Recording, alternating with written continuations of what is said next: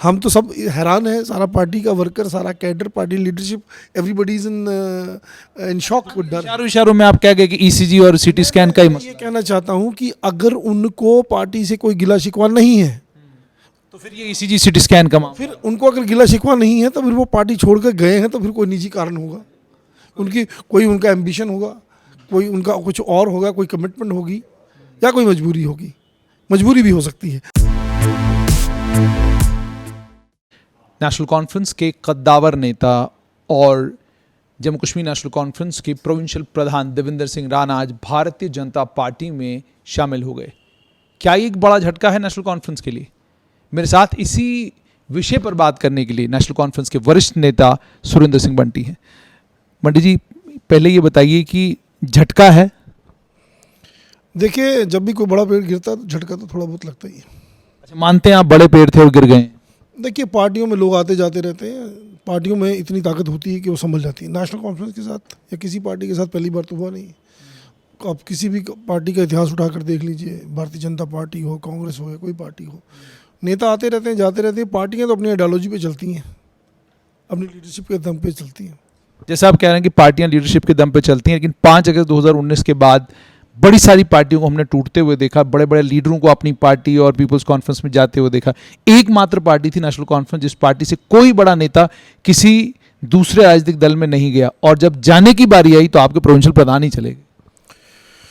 देखिए, वो किस वजह से गए हैं इसके बारे में तो वो वही बता सकते हैं। उन्होंने अभी तक तो इसके बारे में कुछ कहा नहीं। खौफ इतना ज़्यादा है कि वो पार्टी छोड़ चुके हैं, अभी भी आप ये बताने के लिए तैयार नहीं हैं कि वो पार्टी छोड़कर क्यों गए? देखिए, पार्टी को उनका या उनको पार्टी का खौफ की बात नहीं है। बात यह है कि नेशनल कॉन्फ्रेंस में पिछले 20 साल से थे और बड़े अच्छे ओहदों पर रहे, एमएलसी रहे, एमएलए रहे, एडवाइज़र टू चीफ मिनिस्टर रहे, और पार्टी के साथ उनकी एक खास एसोसिएशन रही है और पार्टी में कदावर नेता थे निश्चित रूप से। लेकिन अब अभी तक उन्होंने जितनी बार भी मीडिया को खिताब किया है, उन्होंने कहीं पर ये नहीं कहा कि उनका पार्टी के साथ कोई मतभेद था या पार्टी से उनको कोई गिला शिकवा था या पार्टी की आइडियोलॉजी को लेकर के उनका कहीं कोई मतभेद सामने आया। तो इससे ये साबित होता है कि अगर वो गए हैं तो किसी निजी कारण से गए।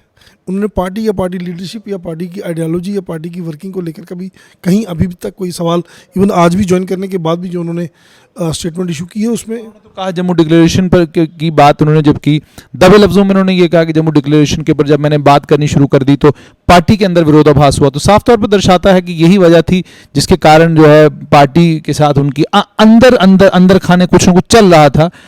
वरना आप सीधा प्रदेश अध्यक्ष के पद पर आते हैं, आप प्रोविंशियल प्रेसिडेंट के पद पर आते हैं और उस पद से सीधा बीजेपी में चले जाते हैं। ऐसा तो कभी देखने को नहीं मिला। आप तो एक आदमी को डिमोट करते हैं, डिमोट करके आप आदमी दुखी होता है, पार्टी छोड़ता है। यहाँ तो सीधा एक आदमी वीआईपी जहाज़ में आया, एक प्लेटफॉर्म पर लैंड करा और लैंड करने के बाद आपका प्लेटफॉर्म छोड़कर चला गया। देखिए, जम्मू डिक्लेरेशन की आपने बात की, पहले तो ये बताइए जम्मू डिक्लेरेशन है क्या?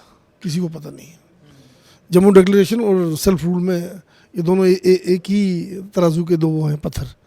ना किसी को सेल्फ रूल का पता है, उसी तरीके से जम्मू डिक्लेरेशन, उनका जम्मू डिक्लेरेशन जो है वो मुझे तो कम से कम पता नहीं है कि जम्मू डिक्लेरेशन है क्या। जहाँ तक जम्मू की बात का सवाल है कि जम्मू की बात करना या जम्मू का पक्ष रखना या जम्मू के हक के बारे में बात करना, उसमें तो नेशनल कॉन्फ्रेंस ने कभी किसी पे बंदिश नहीं रखी। मैं बतौर स्पोक्समैन 4-6 साल से हम तो जब जहाँ भी बैठते हैं जम्मू के हक की बात करते हैं, हमें तो पार्टी ने कभी रोका नहीं। मुझे नहीं लगता उनको भी कभी पार्टी ने कभी रोका होगा जम्मू के हक की बात करने से, कभी कहीं कोई उन पर अंकुश किसी तरह का लगाया हो। उन्होंने इस बारे में भी तो कुछ नहीं कहा। सुरजीत सिंह सलाथिया भी अब कह रहे हैं कि जी मैं जम्मू की बात प्रखर रूप से जो है नेशनल कॉन्फ्रेंस में नहीं कर पाता था, अब जो है मैं बात करूंगा जम्मू की, क्योंकि अब मेरे ऊपर कोई कदगन नहीं है, कोई रोक टोक नहीं। देखिए, सलाथिया साहब क्या महसूस करते थे वो बेहतर वही जानते हैं। मैं उन पे कमेंट नहीं करना चाहूँगा। मैं इतना कहना चाहूँगा, जहाँ तक नेशनल कॉन्फ्रेंस का सवाल है, नेशनल कॉन्फ्रेंस वाहिद ऐसी स्टेट की जमात है।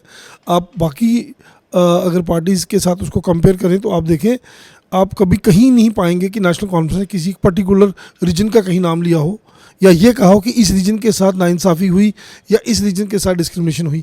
कहीं नेशनल कॉन्फ्रेंस के इतिहास में कहीं ये बात नहीं हुई। नेशनल कॉन्फ्रेंस चाहे विपक्ष में रही हो चाहे सत्ता में रही हो, हमेशा कोशिश रही है कि तीनों हितों की बराबर डेवलपमेंट हो। और जब हम सत्ता में रहे हमने ये करके दिखाया। वो सेंट्रल यूनिवर्सिटी की बात हो तो उमर साहब ने लड़के 2 सेंट्रल यूनिवर्सिटीज़ ली। मेडिकल कॉलेज की बात हो तो बराबर हिस्सेदारी हुई। फंड्स की बात हो थोड़ा बहुत आबादी के तनासब के हिसाब से थोड़ा बहुत इधर उधर हो सकता है, लेकिन कहीं जम्मू को पीछे नहीं छोड़ा नेशनल कॉन्फ्रेंस ने, या लद्दाख को कहीं पीछे नहीं छोड़ा। कहीं ऐसा तो नहीं ये भी कहा जा रहा है कि भाई नेशनल कॉन्फ्रेंस में देवेंद्र सिंह राणा क्या ही बन जाते। लोग कहते हैं कि आप पार्टी चूंकि छोड़ी है भाजपा में गए हैं तो एक भावी मुख्यमंत्री का चेहरा हो सकते हैं वहां से। तो आपकी पार्टी में दिक्कत क्या है कि आप जम्मू संभाग से किसी भी व्यक्ति को जो है मुख्यमंत्री के चेहरे के तौर पर पेश क्यों नहीं कर सकते? मजबूरी क्यों है कि दो ही अब्दुल्ला हैं, उन्हीं दो में से मुख्यमंत्री बनेगा? अगर वो नहीं होगा तो उनके परिवार से कोई तीसरा आदमी बनेगा। देखिए, ये बात तो कभी नेशनल कॉन्फ्रेंस ने कभी कहीं नहीं कही कि भाई एक पर्टिकुलर फैमिली से ही चीफ मिनिस्टर बनेगा।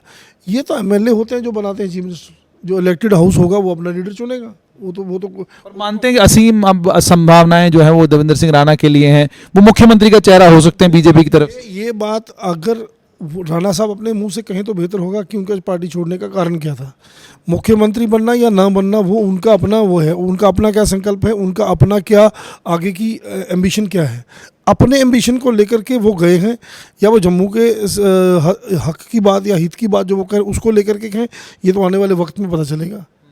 जब इलेक्शन होंगे सूबे के अंदर, जब खाका खुलेगा, जब तस्वीर साफ होगी, फिर पता चलेगा कि कौन किस वजह से क्या है। जहाँ तक नेशनल कॉन्फ्रेंस की बात है, मैं फिर से बात दोहराना चाहूँगा कि नेशनल कॉन्फ्रेंस ने जम्मू संभाग के कभी भी जितने भी प्रांतीय प्रधान इनसे पहले भी रहे हैं, कभी किसी प्रधान को किसी बात पर जम्मू की हक की बात उठाने के लिए कभी नहीं रोका। आपने हमें भी सुना होगा, हम जब भी जहाँ भी गए हैं, हमने भाजपा ने अगर जम्मू के राइट को पावर में आने के बाद या जम्मू के हक को पावर में आने के बाद अगर कहीं सरेंडर किया तो हमने हमेशा उनके खिलाफ ये कहा है कि जम्मू ने सबसे ज़्यादा सफ़र भाजपा की वजह से किया है। वर्स्ट हिट अगर जम्मू हुआ है तो वो भाजपा के रूल में हुआ। तो हमें तो कभी नहीं किसी ने रोका, मुझे नहीं लगता उनको भी रोका होगा कभी पार्टी ने। उनका जाना मुझे लगता है कि निश्चित तौर पर उनका हो सकता है अपना कोई कमिटमेंट हो, अपना कोई एम्बिशन हो, जिस एम्बिशन को पूरा करने के लिए गए होंगे। बाकी उन्होंने भी कभी पार्टी के खिलाफ जाने से पहले उन्होंने कम से कम ये नहीं कहा कि पार्टी में उनको कोई सफोकेशन हो रही थी या उनको काम नहीं करने दिया जा रहा था, या उन्होंने ये भी नहीं कहा कि पार्टी की आवाज़ या जम्मू की आवाज़ को उठाने के लिए उनको कभी दबाया गया हो या उनके ऊपर कभी कोई प्रेशर हो। खुलकर ऐसा अभी मुझे क्यों लग रहा है कि सुरेंद्र सिंह बंटी अभी भी खुलकर बात नहीं कर रहे हैं? अभी भी ऐसा लग रहा है कि उनको लग रहा है कि हो सकता है कल दोबारा जो है देवेंद्र सिंह राणा प्रोविंशियल प्रधान बन के नेशनल कॉन्फ्रेंस ज्वाइन कर ले। देखिए, राजनीति हमेशा संभावनाओं का खेल होती है। संभावना है कि दोबारा प्रोविंशियल प्रधान बन सकते। राजनीति में कल कौन कहाँ किस वक्त है उसके बारे में आज आप कोई प्रेडिक्शन नहीं कर सकते, लेकिन मुझे कोई रिजर्वेशन नहीं है उनके बारे में कमेंट में। जो उनके बयानात पिछले 4-6-8 दिन से लेकर अभी तक आए हैं, इवन रिज़ाइन करने के बाद और भाजपा ज्वाइन करने के बाद भी, आप देखिए कहीं उन्होंने पार्टी के ऊपर या लीडरशिप के ऊपर कोई सवाल नहीं उठाए। उन्होंने हमेशा यही कहा कि मेरी उनके साथ ज़ाती रिलेशनशिप या इक्वेशन बहुत अच्छी है। तो अगर उन्होंने कुछ नहीं कहा तो इससे आप भी समझदार हैं, आप समझ सकते हैं वो क्यों गए होंगे। अगर वो पार्टी के ऊपर कोई कटाक्ष नहीं कर रहे, पार्टी के ऊपर कोई इल्ज़ाम नहीं लगा रहे कि पार्टी ने उनको कहीं रोका टोका या उनको कोई बंदे, आपको तो ये पता है कि उनकी पर्सनल इक्वेशन लीडरशिप के साथ कैसी। कहते हैं जी कोई सिटी स्कैन होता है या पता नहीं कोई ईसीजी मशीन है कहीं पे, कोई कहते हैं वो ईसीजी मशीन से जब लोग गुजरते हैं तो कोई गड़बड़ अगर नजर आए तो कहते हैं फौरन जो है लोग दाएं बाएं हो जाते हैं। कोई आप उस तरफ इशारा तो नहीं कर रहे कि कोई सिटी स्कैन में गड़बड़ आई है या कोई ईसीजी में कोई गड़बड़ नजर आई है? देखिए, ये तो डॉक्टर रेडियोलॉजिस्ट ही डायग्नोज करेगा तो बताएगा प्रॉब्लम कहाँ है।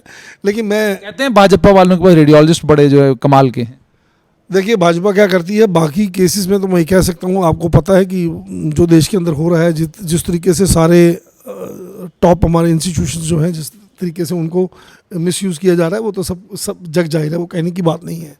मैं सिर्फ, आप ये मत समझिए कि मैं खुलकर मैं उनके खिलाफ इसलिए नहीं बोल रहा कि मुझे कोई उनसे कोई पर्सनल कोई इक्वेशन है या मुझे कोई डर। इशारों में आप क्या कहे कि ईसीजी और सिटी स्कैन का ही ये कहना चाहता हूँ कि अगर उनको पार्टी से कोई गिला शिकवा नहीं है तो फिर ये ईसीजी सिटी स्कैन का मामला, फिर उनको अगर गिला शिकवा नहीं है तो फिर वो पार्टी छोड़ कर गए हैं तो फिर कोई निजी कारण होगा, उनका एम्बिशन होगा, कोई उनका कुछ और होगा, कोई कमिटमेंट होगी या कोई मजबूरी भी हो सकती है।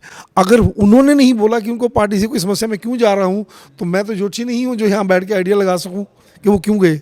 हम तो सब हैरान हैं, सारा पार्टी का वर्कर, सारा cadre, party leadership, everybody is in shock. मुझे ये बताइएगा कि उनके जाने से कितनी सीटें ऐसी हैं जिन पर प्रभाव पड़ेगा, या जो सीटें थी पोटेंशियल आप जीतने वाले थे अब वो नहीं जीतेंगे, अब वो हार जाएंगे? देखिए, मैंने आपसे पहले कहा कि इलेक्शंस जो होती हैं वो किसी पर्सन के बलबूते नहीं जीती जाती। लीडरशिप हमारी इंटैक्ट है, पार्टी लीडरशिप इंटैक्ट है, बाकी लोग इंटैक्ट हैं। 2 लोग चले गए, हमें निश्चित मैं ये नहीं कहूँगा हमें दुख नहीं है या हमें अफसोस नहीं है, दुख है, बट ये दुख टेम्प्रेरी है। पार्टी के अंदर पहले भी लोग गए, बेग साहब चले गए थे, क्या पार्टी खत्म हुई? बाबू परमानंद जी चले गए, पार्टी खत्म हुई। डीडी ठाकर साहब चले गए, पार्टी खत्म, पार्टी हमेशा बाउंस। जीएम शाह साहब चले गए, गवर्नमेंट टॉपल हुई कि हमने बाउंस बैक किया। तो पार्टी में इतनी ताकत, इतनी सख्त है कि पार्टी अपने दम पे, अपनी आइडियोलॉजी और अपनी लीडरशिप पे इतनी हमें पूरा यकीन है। जिस दिन 2 शेर बाहर निकलेंगे, आप देखिए उस दिन कैसे दमादम मचेगा पूरे जम्मू कश्मीर के अंदर। बहुत बहुत शुक्रिया। तो ये थे नेशनल कॉन्फ्रेंस के प्रवक्ता भी और सीनियर लीडर भी सुरिंदर सिंह बंटी। साफ तौर पे इनका इशारा ये है कि कोई एक है रेडियोलॉजिस्ट, कुछ है मामला सिटी स्कैन का और ईसीजी का, ये कुछ चलता है। हम लोग भी सियासी गलियारों में इस तरह की कहानियां सुनते हैं।